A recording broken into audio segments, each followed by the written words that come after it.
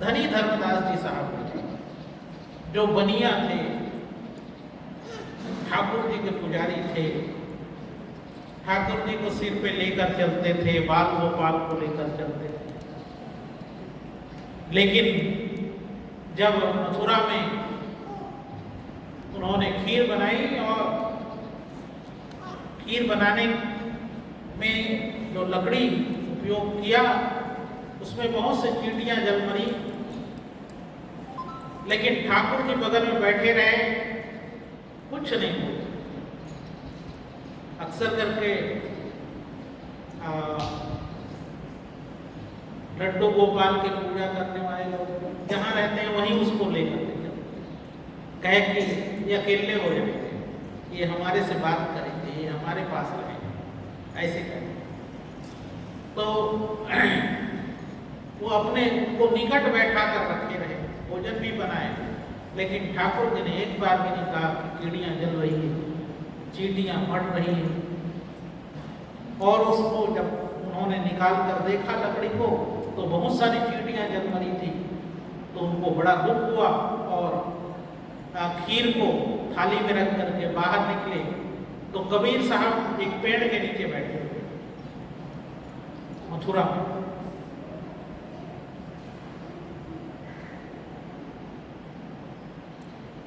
वो स्थान को आज भी ज्ञान कुंडली के नाम से जाना जाता है, मथुरा।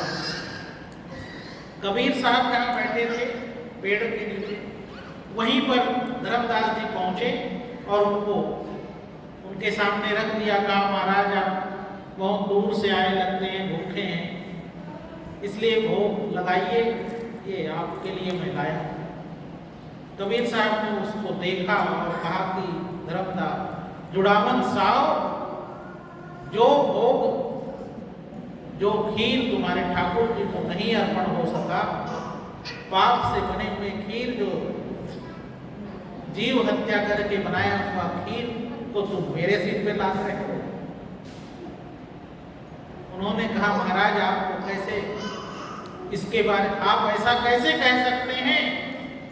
उन्होंने कहा देखोगे, हाथ घुमा दिया उसके ऊपर, खीर के ऊपर से, और एक चमत्कार हुआ, उसमें से खीर से चींटियां निकल करके बाहर जाने।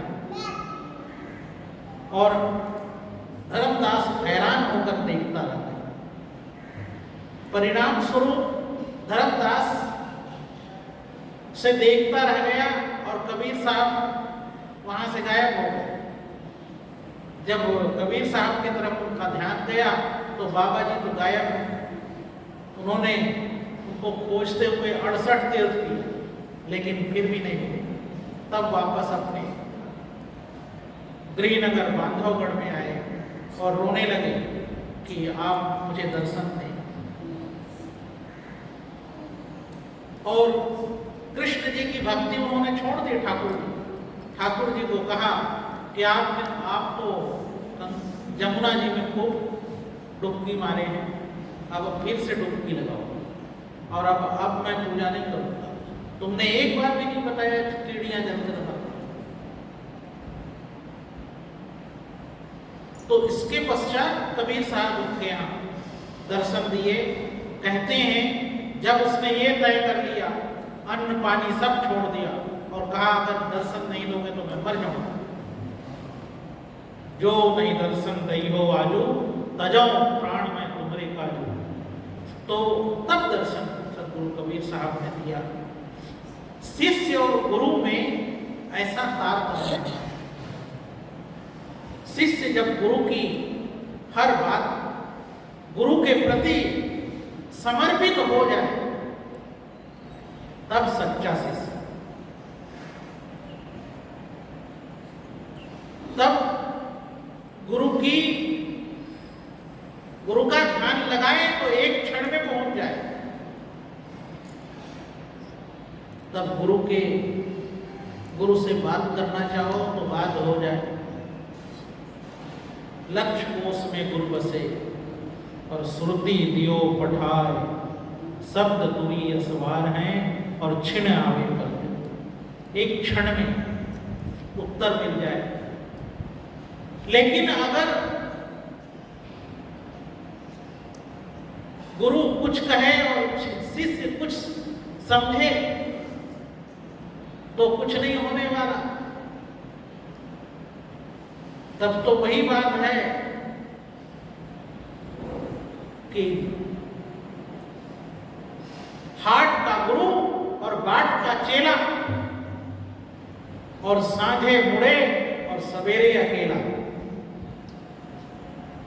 फिर तो मामला खत्म। रात में मुड़ा चेला और सुबह गायब, गुरु जी फिर अकेले। जैसे हाट का चेला घूमने जा रहा है, बाजार में गुरु जी मिल गए, हाट का और बाट का चेला भी घूमते हुए आ गए और पैरों में गिर गया। कहा गुरु जी अब मुझे चेला ही बना दो। अब गुरु जी ने कान फूंक दिया। हो एक बार ऋषिकेश में एक घटना हो गई। दो महात्मा आपस में लड़ने लगे परमार्थ निकेतन में। अब उन दोनों को पकड़कर लाया गया महामंडेश्वर के पास। कहा क्यों लड़ रहे हो तुम दोनों? कहा यहाँ इतना दिव्य स्थान में आकर, ऐसे सुंदर स्थान में जहाँ भजन पूजन करना चाहिए, वहां तुम लड़ रहे हो। उसने कहा स्वामी जी हमारे लड़ने का कारण है कि ये मेरा चेला है और मुझे ये गुरु नहीं मानता। उसने कहा ये मेरा गुरु नहीं है, मैंने इसको कभी गुरु बनाया, ये झूठ बोलता है। उसने कहा कोई बात नहीं, अभी तुम्हारा निर्णय है। कहा अच्छा भाई गुरु जी तुम बताओ ये तुम्हारा चेला कैसा? अब ये तो मानने के लिए तैयार नहीं है तुमको गुरु। कहा स्वामी जी जब ये रात में सोया हुआ था तो मैंने इसके कान पे मंत्र फूंक दिया था, तब से मेरा चेला है और इसीलिए इसको मैं अपना चेला कहता हूं। तो स्वामी जी ने कहा कि तुझे गुरु चेला बनाने का इतना ही शौक है तो नींद में लोगों को चेला बनाना है, ऐसे ही चेला बनाया जाता है? ऐसे चेला नहीं बनता। जब समर्पित भाव से ना आए गुरु के पास तो कैसे चेला? और जब तक चेला गुरु ना माने तब तक कैसे गुरु? भाई कोई गुरु जी कहेगा तभी तो तुम गुरु जी हो, नहीं उससे पहले कैसे गुरु? जबरदस्ती गुरु जी हो जाओगे। कबीर साहब कहते हैं ना, पहले जन्म बाप के भयो, पहले जन्म पुत्र के भयो, बाप जन्म या पाछे। बाप पूत के एक ही नारी, ये चले कोई था। पहले पिता का जन्म हुआ कि पुत्र का जन्म? लोग समझते हैं पहले पिता का जन्म, नहीं, पहले पुत्र का जन्म तब बाप का जन्म। अब पहले पुत्र का जन्म हुआ तभी तो बाप होता है। जब किसी के घर में पुत्र पहले होगा ही नहीं तो कैसे बाप हो जाए? देखो जब सचिन का पुत्र पैदा हो गया और सचिन का पुत्र अपने सचिन को बाप कहेगा तभी तो सचिन बाप बनेगा, और इससे पहले कैसे बाप बन जाएगा? जबरदस्त, तब उससे पहले तो पुत्र ही है। तो पहले जन्म पुत्र के भयो, बाप जन्मिया पाछे। पहले पुत्र का जन्म होता है तब बाप बाद में, और पुत्र हुआ ही नहीं है और बाप कैसे हो जाएगा? ऐसे ही जब चेला होगा तभी तो गुरु होगा, चेला है नहीं तो गुरु कैसे?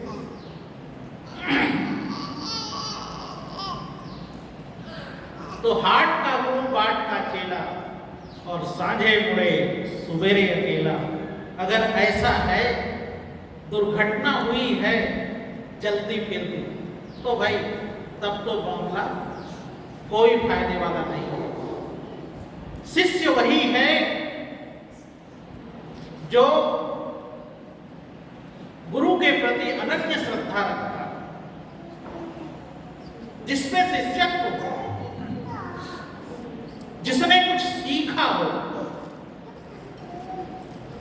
गुरु से। अभी नए धर्म जो बना है उसका नाम है सिख धर्म। सिख कुछ है नहीं, धर्म नाम की कोई चीज ही नहीं है। गुरु और शिष्य की परंपरा को ही परंपरा है और कुछ नहीं। शिष्य शिष्य है, शिष्य उसका बिगड़ा हुआ रूप है सिख। सीख माने तो शिष्य कहा। सिख वही है जो सीख मानता है गुरु। इसीलिए उनके यहां सब चीज गुरु पे है। गुरु का द्वारा गुरुद्वारा, गुरु का लंगर, गुरु का भंडारा। अगर गुरु ही ना हो तो सिख कैसे? तो शिष्य ही सिख है। पहले जमाने में मूर्धन्य शकार को खा कहा जाता। पुराने जितने भी ग्रंथ हैं उनमें आप देखेंगे तो उसमें मूर्धन्य शकार है जिसको खा बोला जाता है। जब मैं शुरू में अपने पिताजी के सामने ग्रंथ पढ़ना शुरू किया, विश्राम सागर ग्रंथ उन्होंने पहले पढ़वाया, तो विश्राम सागर ग्रंथ वो जब मैं सब बोलता था तो एक थप्पड़ कहा ये ख है, पेट पटस सब ये ख है, इसको ख बोलो तो ख बोलते। पहले जितने भी रामायण है पुराने उसमें लसन कहा सुन हमरे जान, ऐसा लिखा। उस लसन नहीं लखन कहा सुन हमरे जान। पेट पटे साफ हो पहले खा कहा जाता। तो सिख शिष्य में आधा जो सकार है वो ख अगर बोलोगे तो सिख हो जाए, नहीं तो शिष्य। सीख माने सो शिष्य कहा, जो सीख मानता है वही शिष्य। और गुरु वह है जिसमें गुरुत्व, गुरुता। गुरु कहते हैं संस्कृत में वजन, वजन को गुरु कहते हैं। गुरु मतलब भारी।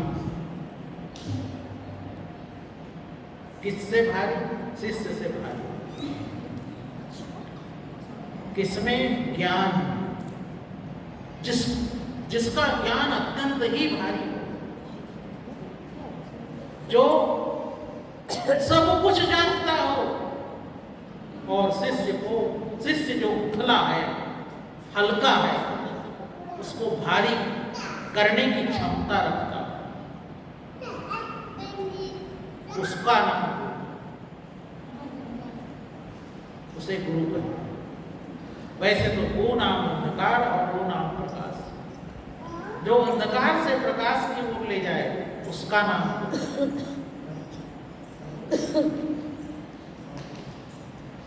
तो इस संसार में गुरु और शिष्य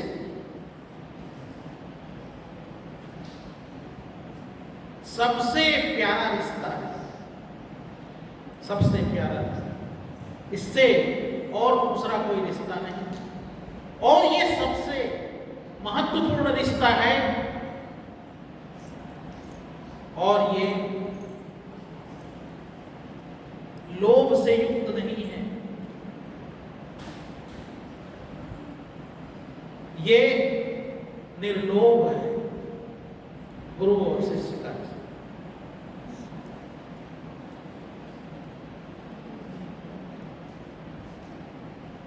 ये पारमार्थिक रिश्ता है, शारीरिक रिश्ता नहीं है। जितने भी रिश्ते हैं हमारे वो सब शारीरिक है या फिर व्यवसायिक है। लेकिन गुरु का रिश्ता न व्यवसायिक है न शारीरिक। पति और पत्नी का रिश्ता शारीरिक है, पिता और पुत्र का रिश्ता शारीरिक है, बहन और भाई का रिश्ता शारीरिक है क्योंकि खून वही है। मां और बेटी का रिश्ता शारीरिक है। जितने तुम्हारे रिश्ते हैं, नाते हैं, वो सब शारीरिक है। और मित्रता व्यवसायिक है। मित्र बराबर वालों में मित्रता हो गई। एक मित्र ज्यादा धनवान हो जाए तो फिर मुंह मोड़ देता है, अरे तुम हमारे लायक। इस संसार में या तो व्यवसायिक रिश्ता है या तो शारीरिक रिश्ता है, लेकिन गुरु और शिष्य का जो रिश्ता है वो पारमार्थिक रिश्ता। गुरु शिष्य को परमार्थ की ओर ले जाता है, आत्म तत्व की ओर ले जाता है, ज्ञान की ओर ले जाता है, अज्ञान से ज्ञान की ओर ले जाता है। इसीलिए वेदों में ऋषिगण कहते हैं, असतो मां सद्गमय तमसो मां ज्योतिर्गमय। हे प्रभु, हमें असत्य से सत्य की ओर ले चलो।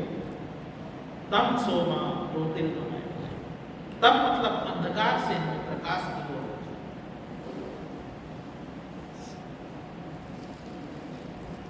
तो गुरु और शिष्य का रिश्ता पारमार्थिक है, किसी भेदभाव से युक्त नहीं है और निर्लोभ है, कोई लोभ से युक्त नहीं। इसीलिए कहा गया है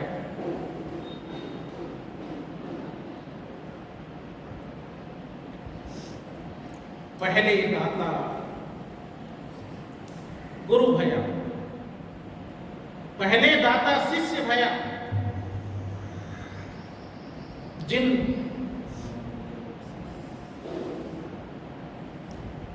तनमन अर्पा शीस, पाछे दाता गुरु भया, नाम दिया बख्शीस।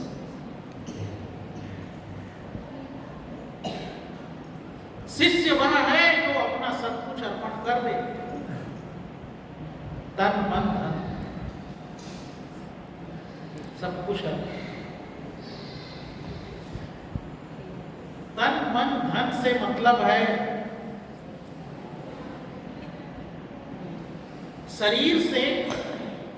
शरीर का अर्पण करें, मन का अर्पण करें और धन का अर्पण करें। ये तीन ही चीज हैं हमारे पास, तन मन और धन। हमने जो कुछ भी कमाया है वो हमारा धन है। हमारा जो जिसमें हम निवास कर रहे हैं वो शरीर तन है, और जिसका हम अहंकार करते हैं, जिससे सोचते हैं वो मन है। ये तीन ही चीज है और चौथा कुछ नहीं। कहते हैं तीनों अर्पण करो। तीनों कैसे अर्पण करोगे? अपने मन से, गुरु से बड़ा श्रेष्ठ किसी को मत समझना। पहली बात, मन से, ये मन अर्पण कर, मन गुरु के चरणों में लगा। तन कैसे अर्पण करोगे? जब गुरु के शिष्य बन गए तो तन से सेवा करना। गुरु आए, जैसे कि माताओं ने गोबर लिखवा, ये सेवा है, ये तन अर्पण करना, तन से सेवा की। और कुछ तन अर्पण करने के लिए नहीं कहा था, तन से सेवा। और धन जो तुमने कमाया है वो तो नश्वर है, वो तुम्हारा कुछ नहीं है, तुम वैसे भी छोड़ के जाने का। इसलिए गुरु को जो अर्पण करो वो ये समझ करके अर्पण करो कि इसको धर्म में लगाया जाए। धर्म में लगाने के लिए, हे गुरुदेव, मेरे पास जो धन है वो आपके ही चरणों के लिए है, धर्म और कुछ नहीं, गुरु और कुछ नहीं मान।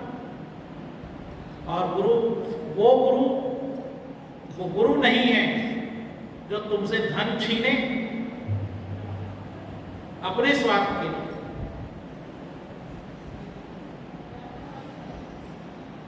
अपने स्वार्थ के लिए कुछ नहीं चाहता।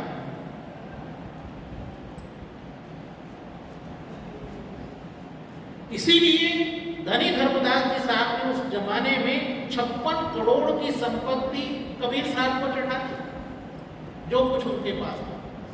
कबीर साहब ने कहा इसे मैं क्या करूंगा, इसे धर्म में लगाओ, आज से तुम धर्म में लगाना शुरू करो। तो कबीर साहब की आज्ञानुसार जुड़ावन साहब ने धर्म का आयोजन किया, सत्संग का आयोजन किया, चौका आरती का आयोजन किया। तो जुड़ावन साहब का नाम धर्मदास पड़ गया,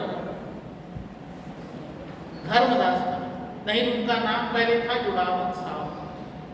धर्म के कार्य करने की वजह से ना धर्मदास था।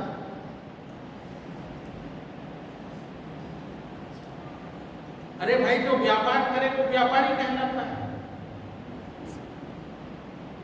जो मकान जोड़े मिस्त्री कहलाता है, जो नक्शा बनाए इंजीनियर कहलाता है। तो जो धर्म करे वो धर्मदास कहलाता है। तो धर्मदास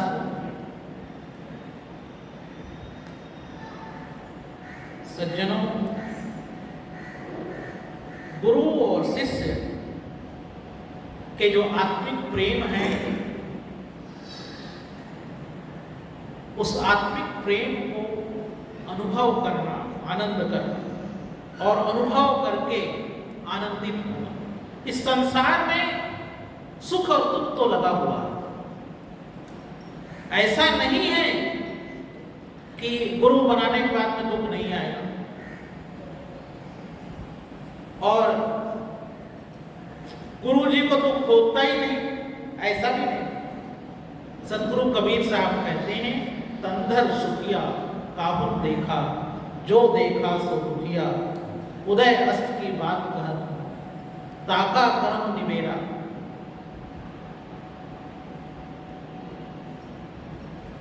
बाटे बाटे सब कोई दुखिया, क्या गिरही बैरागी, सुखाचार्य दुख ही के कारण गर्भ ही माया त्यागी। जोगी जगदम ते अति दुखिया, तापस को दुख दूना, आशा तृष्णा सब घट व्यापे, कोई महल नहीं सुना। सांच कहूं तो सब जग खींचे, झूठ कहा न जाए, कहें कबीर ते, कहें कबीर तेव भव दुखिया, जिनिया राह चला।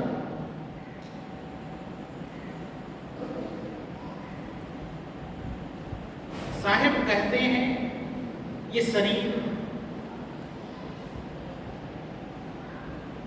व्याधि मंदिरम, हाड़ मांस का शरीर है, व्याधि का मंदिर है। जिसने इस शरीर को धारण किया वो ऐसे ही धारण नहीं किया, उसने संस्कार बस धारण किया। पिछले तुमने जो कर्म किए, तुम्हारे कर्मों के अनुसार से तुम्हें शरीर प्राप्त हुआ, और शरीर प्राप्त हुआ तो तुम्हारे संस्कार तुम्हारे साथ आ गए। क्योंकि पंच ज्ञानेंद्रियां और छठवां मन, ये जो मन है, जिसको मैंने कहा मन को भी दान कर देना, मन सबसे ज्यादा खतरनाक है। इसीलिए मन को, तन मन धन को दान करने के लिए बात कही जाती है। तन से तो तुम इधर उधर हिल डुल लोगे, पता चल जाएगा। धन को धीरे धीरे कई लोग क्या करते हैं, कई बार दान लिखने लगेंगे या लोग दान देंगे तो जेब में हाथ डालेंगे, फिर वापस कर देंगे, फिर हाथ डाल के निकालने को मैं भी दान कर दूं, फिर वापस चला जाएगा। ऐसे भी कर, ये दोनों एक्टिविटी लोग देख लेंगे। कोई निकाल करके लाया, खूब सा पैसा दिया, उसका नाम बोला तो भी लोग जान जाते हैं कि भाई उन्होंने दान दिया, धन, इतना धन दान किया। तुम यहां से इधर उधर सेवा करोगे वो भी दिखाई दे जाता है। तो तन भी तुम्हारा पता चलता है और धन के बारे में भी पता चल जाता है, लेकिन मन के बारे में पता चलता नहीं। तुम्हारे मन में क्या गुजर रहा है, क्या सोच रहे हो, किसको पता है? इसीलिए मन वाला खत्म।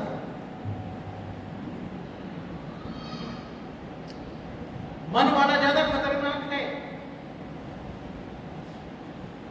सुखदेव अभी कथा में आने वाला है, वो पहले मैं बता देता। सुखाचार्य दुखी के कारण गर्भई माया त्याग। तो मन का दान सबसे ज्यादा जरूरी है।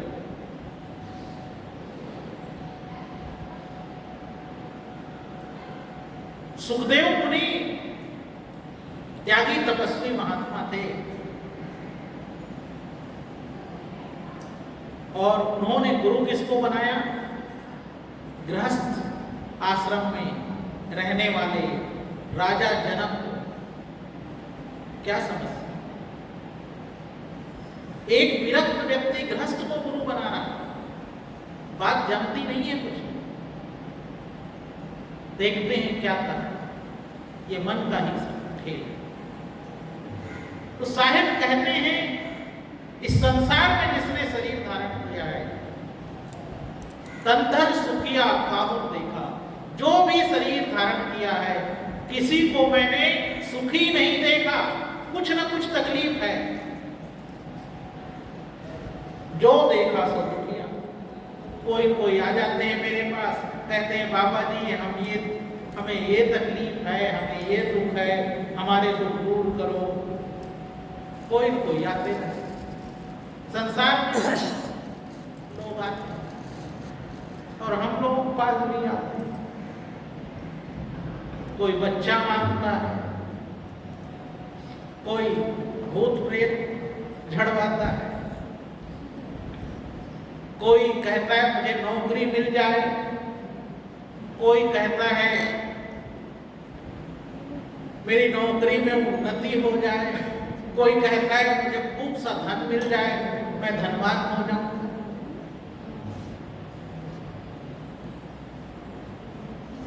सब तरह के लोग हैं। और बड़ी विचित्र बात है, जिनसे जो जिस विभाग का नहीं है उनसे वो चीज मांगो। अब भाई महात्मा लोग खुद अपनी ही शादी नहीं करवा पाए बेचारे, और उनसे जाकर कहते हैं गुरुजी मेरी शादी हो जाए। जो जिस विभाग का नहीं है उस विभाग के बारे में पूछते हैं। बड़ी विचित्र बातें हैं। और सबको तथास्तु करके महात्मा आशीर्वाद देता रहता है।